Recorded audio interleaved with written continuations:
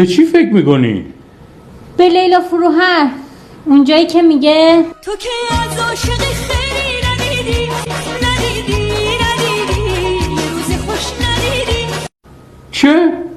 من خر شدم که تو رو گرفتم تو میری. به قول حاج زاکر که میگو منم یه روز عاقل بودم.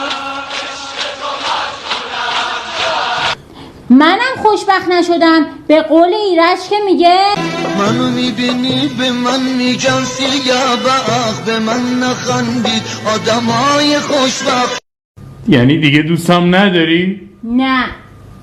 به قول محمود کریمی که میگه ما رو دور ننداز، ما اینقدر به در نخوردیم.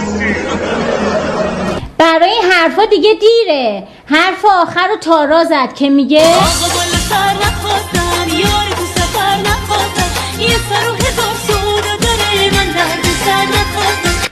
فردا هم میرم مهریه و میذارم اجرا. حرف آخر رو حسین طاهری زد.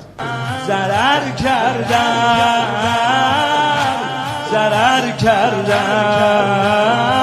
بد ضرر کردم.